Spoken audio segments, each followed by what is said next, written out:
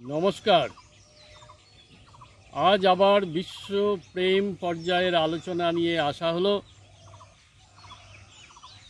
সকলে নিশ্চয়ই ভালো আছো এবং এর আগের যে কয়েকটি পর্ব আলোচিত হয়েছে সেই আলোচনা নিশ্চয় মনে আছে বা অপেক্ষায় ছিলে তোমরা। এই আশা নিয়ে আবার আজকের আশা হলো আজকের মানব ধর্ম বিশ্বপ্রেম পর্যায়ের আলোচনার আরেকটি বৈশিষ্ট্য নিয়ে আলোচনা করা হবে। বিশ্বপ্রেম পর্যায়ের এর আগে পরপর কয়েকটি পর্ব আলোচিত হয়েছে, আজকে আরেকটি পর্ব। আজকের পর্বে আমরা আরেকটি বৈশিষ্ট্য নিয়ে অর্থাৎ বিশ্বপ্রেমের আরেকটি বৈশিষ্ট্য নিয়ে আলোচনা করব। তা হলো দ্বন্দ্বহীনতা। এই দ্বন্দ্বহীনতা বিশ্বপ্রেমের ক্ষেত্রে একান্ত প্রয়োজন। কোনো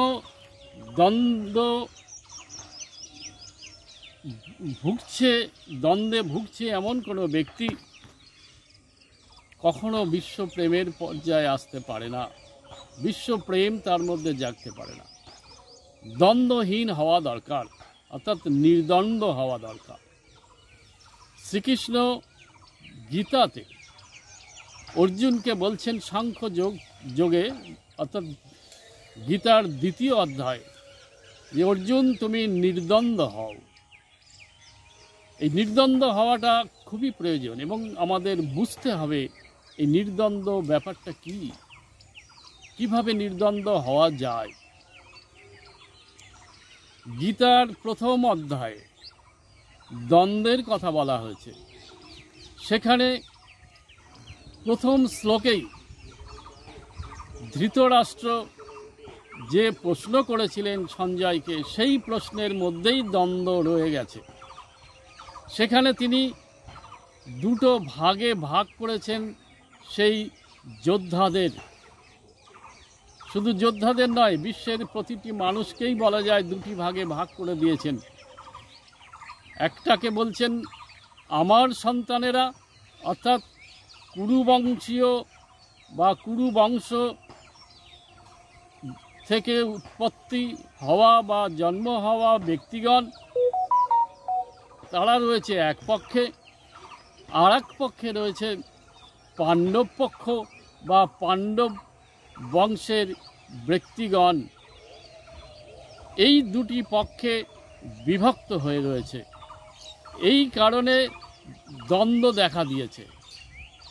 একদিকে রয়েছে এক পক্ষ যাকে আমরা কুরুপক্ষ বলে থাকি, আর একদিকে রয়েছে পাণ্ডব পক্ষ বা দেব পক্ষ। আমরা যদি চণ্ডীতে ফিরে যাই, চণ্ডীতে দেখতে পাচ্ছি ঠিক একই রকমভাবে দুটো পক্ষ তৈরি হয়েছিল। সেখানে স্বয়ং মা চণ্ডী, তাকে কেন্দ্র করে একটা পক্ষ যাকে বলা হয় দৈবী পক্ষ বা মাতৃপক্ষ, আর একটা পক্ষে রয়েছে অসুরগণ, দানবগণ। ঠিক একইভাবে গীতাতেও এই প্রথম অধ্যায়ে দুটো পক্ষকে দেখানো হলো। কীরকম? সেখানেও একই রকম। ওখানে মাতৃপক্ষ বা দৈবী পক্ষের স্থানে এখানে রয়েছে পাণ্ডব পক্ষ। আমাদের দেহতত্ত্বে বা আমাদের ভিতর অন্তরে মনের এলাকায় এই দুটি পক্ষ কিভাবে আছে?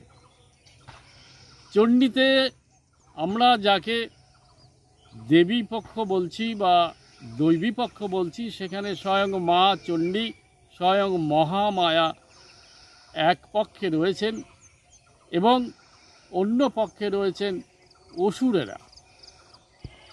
তার মধ্যে আছে মহিষাসুর। এই মহিষাসুর হলো কাম। তারপরে আরও বিভিন্ন প্রেক্ষাপটে বেশ কয়েকটা যুদ্ধের কথা সেখানে বলা আছে। সেখানে রয়েছে শুম্ভ নিশুম্ভ। এই শুম্ভ নিশুম্ভ হলো আমিত্ব বুদ্ধি এবং অহমিকা বা অহমিকা বৃত্তি। তারপরে চিক্ষুর হলো প্রলোভনীয় শঠতা। বাষ্কল অসুর হলো অভিমান বা গর্ব। এখানে এইভাবে দেখা যাচ্ছে যে অসুর পক্ষে রয়েছে আমাদের অন্তরে ক্রিয়মান থাকা রিপুরা, অর্থাৎ কাম, ক্রোধ, লোভ, মোহ, মদ, মাৎসর্য। ঠিক একইভাবে গীতাতেও একই রকমভাবে দেখা যাচ্ছে, তবে একটু বিস্তৃত আকার। কীরকম? গীতাতে আমরা দেখতে পাচ্ছি যে পাণ্ডব পক্ষে রয়েছে পঞ্চ পাণ্ডব, স্বয়ং ভগবান শ্রীকৃষ্ণের গাইডেন্সে। এই পঞ্চ পাণ্ডব হল পঞ্চতত্ত্ব, বিশুদ্ধ পঞ্চতত্ত্ব, ক্ষিতি, অপ, তেজ, মরুদ্বম। এবং এদের গুণাবলী হল সরলতা, নম্রতা, উদারতা, সহিষ্ণুতা এবং প্রসারতা। বা আরেকভাবে বলা হয়েছে, আরেকটি অবস্থা থেকে বলা হয়েছে সম, দম, তিতিক্ষা, উপরতি এবং শ্রদ্ধা। এই পঞ্চ পাণ্ডবের যে মনুষ্যত্বের গুণাবলী একদিকে রয়েছে, আর একদিকে রয়েছে সেই রিপুরা, অর্থাৎ দুর্যোধন এখানে কাম, দুঃশাসন হলো ক্রোধ, শকুনি হলো মোহ, কর্ণ হলো লোভ, স্বয়ং ভীষ্ম হলেন অহংকার। তাহলে এইভাবে দেখা যাচ্ছে দুটি পক্ষ তৈরি হয়ে রয়েছে আমাদের ভিতর, এবং একদিকে রয়েছে নেগেটিভ কতগুলো শক্তি, আর একদিকে রয়েছে পজিটিভ কতগুলো শক্তি। একদিকে রয়েছে অমনুষ্যত্বের গুণাবলী, আর একদিকে রয়েছে মনুষ্যত্বের গুণাবলী। এই দুই অবস্থার মধ্যে সাধক বা মানুষ বা জীব অবস্থান করে। আমাদের এই জায়গা থেকে স্বয়ং ভগবান শ্রীকৃষ্ণ বলছেন যে তুমি নির্দ্বন্দ্ব হও, অর্থাৎ এই রিপু আদি এবং মনুষ্যত্বের গুণাবলী এই দুইয়ের পক্ষের উপরে আসো, ঊর্ধ্বে এসো, তবেই তুমি নির্দ্বন্দ্ব অবস্থায় আসতে পারবে। এইভাবে নির্দ্বন্দ্ব হতে হবে আমাদের।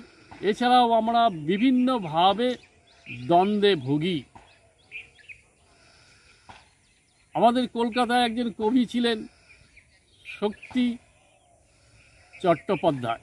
তিনি একটি কবিতায় বলছেন যে যেতে পারি কিন্তু কেন যাব, অর্থাৎ সেই দ্বন্দ্বে ভুগছেন।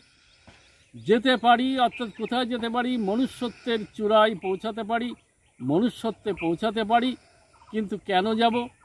কেন যাব, কেন প্রশ্নটা এলো? কেননা আমাদের মনের মধ্যে সেই রিপুদের পিছনে রেখে দেওয়ার, পিছনে আকর্ষণ করার সেই শক্তি ক্রিয়মান থাকে। এখানে পরের লাইনে উনি বলছেন, যাওয়ার আগে সন্তানের মুখে একটু চুমু খেয়ে যাব। অর্থাৎ সেই মায়ার প্রভাব আমাদের নির্দ্বন্দ্ব হতে দেয় না। সেই মায়ার প্রভাব আমাদের মনুষ্যত্ব বিকাশের সহায়তা করে না, যার ফলে আমরা দ্বন্দ্বে ভুগি। আমরা বলতে মন দ্বন্দ্বে ভোগে। সেই দ্বন্দ্বের কারণে আমরা বৈকুণ্ঠে যেতে পারি না। এখানে আরেকটি শব্দ এলো, সে হলো বৈকুণ্ঠ শব্দটি। বৈকুণ্ঠ কাকে বলে? বৈকুণ্ঠ কথার অর্থ হলো কোনো রকম কুণ্ঠা না থাকা যে অবস্থা, তাই হলো বৈকুণ্ঠ। কুণ্ঠা মানে কি? সেই দ্বন্দ্ব। কুণ্ঠা মানে কি? সেই হেজিটেশন, দ্বিধা দ্বন্দ্ব।